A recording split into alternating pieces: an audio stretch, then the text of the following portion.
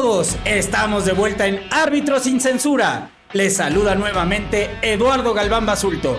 ¿Qué les pareció el arbitraje de la jornada 4 de nuestra querida Liga MX? Hubo muchas jugadas para el análisis. ¡Arrancamos! En el partido San Luis contra Tijuana, el árbitro central fue Mario Terrazas. Y en el VAR estuvo el ya experimentado Luis Enrique Santander. En este partido hubo una jugada al minuto 25 donde el VAR interviene de buena manera, ya que el árbitro en cancha no se percata que el jugador número 13 de San Luis, Rodrigo Dourado, pisa de manera imprudente al jugador número 8, Fernando Madrigal de Xolos. Bien por la intervención de Santander y bien por el árbitro en sancionar tiro penal. En el Puebla contra Atlas tuvimos como árbitro central a Iván López. En el VAR al mundialista César Ramos. En este partido, que por cierto, muy bien dirigido, hay una jugada de tiro de esquina al minuto 22 de los visitantes. Luego, se produce un remate de cabeza a la portería y le queda el balón a Eduardo Aguirre, que controla y remata metiendo el gol del empate. El árbitro asistente levanta la bandera sancionando fuera de juego. Después de una revisión en cabina, se dan cuenta, gracias a los vectores, que el gol fue correcto. Jugada muy difícil para el asistente y bien resuelta por el VAR.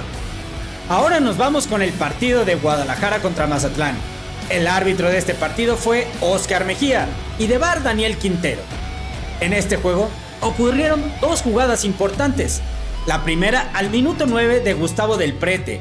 Hace una entrada de juego brusco grave, pisando a la altura del tobillo sin disputar el balón al jugador de Guadalajara, Mateo Chávez. El árbitro amonesta y el VAR le da la anuencia para que pueda reanudar. En mi opinión, conforme a las reglas de juego, el jugador de Mazatlán tenía que haber sido expulsado por juego brusco grave, ya que pone en riesgo la integridad física del jugador. Y la segunda fue el minuto 91 de Brian Colula sobre Víctor Guzmán. El jugador de Mazatlán no juega el balón y va directo sobre el tobillo del rival, poniendo en riesgo la integridad física del jugador. Por lo que considero que el VAR tuvo que haber intervenido para darle una segunda oportunidad al árbitro y que el jugador de Mazatlán fuera expulsado. Afortunadamente, esto no influyó en el marcador, ya que el equipo del rebaño sagrado ganó el partido 2-0. En el cuarto partido de la jornada en territorio Santos Modelo, el equipo local comandado por Nacho Ambriz pierde su tercer partido, esta vez frente a los Tigres, con un marcador de 3-0 y se queda con un punto en 4 jornadas. El árbitro central fue Marco Ortiz y de VAR Eric Jair Miranda.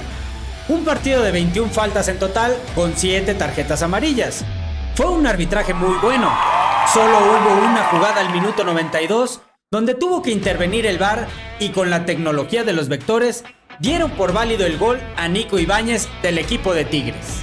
De ahí nos vamos al Gigante de Acero, donde Monterrey le gana 2-1 al equipo de Querétaro, que no se le ve para cuándo pueda ganar un partido. El árbitro central fue Víctor Cáceres y de VAR a Mayrani García. En este juego hubo una jugada al minuto 25 donde el árbitro marca tiro penal a favor de Monterrey y el VAR le da la anuencia de que todo está bien. En mi opinión, el VAR, con todas las tomas y los ángulos posibles, pudo darse cuenta que donde le pega el balón al jugador de Querétaro es en una zona permitida y no se tenía que haber sancionado el tiro penal. El VAR pudo haber sacado del error a su árbitro central. En el siguiente partido, Cruz Azul logra sacar el empate a 1 en la Ciudad de los Deportes y seguir con su racha invicta ante un Toluca que parecía que hasta el minuto 89 se llevaba el partido. Muy buen trabajo de Rafael López y su equipo de trabajo. Solo hubo necesidad de sacar 4 tarjetas amarillas, 2 por bando, y se marcaron un total de 29 faltas. Pasamos al partido de Juárez contra América en el Estadio Olímpico Benito Juárez, que lo ganan los visitantes con un marcador de 2-1. El árbitro central, Maximiliano Quintero, que gracias a sus buenos trabajos de las 4 jornadas que van, ya ha sido designado en 3 ocasiones como árbitro central. Un partido de 21 faltas y solamente hubo necesidad de sacar una tarjeta amarilla. La única intervención del VAR fue para dar por bueno el gol de Henry Martin al minuto 20. De ahí nos vamos al Estadio Olímpico Universitario, donde los Pumas de la UNAM vencen 2-0 al equipo de Pachuca de Guillermo Almada. El árbitro central, Vicente Reynoso, que por cierto, también por sus buenas actuaciones, fue su tercer partido de 4 posibles. Y en el VAR estuvo Martín Astorga. Un partido de 20 faltas en total y 10 tarjetas amarillas. La jugada clave en el partido fue empezando el segundo tiempo al minuto 45 con 50 segundos, donde el jugador Andrés Micolta del equipo Pachuca da una patada a Rogelio Funes Mori de Pumas en el brazo dentro del área penal y el árbitro no se percata de dicha acción, dejando jugar, y una vez detenido el partido, acertadamente el VAR le recomienda ir a revisar la jugada. El árbitro, con la segunda oportunidad, observa dicha acción y decide sancionar tiro penal a favor de Pumas por una patada imprudente.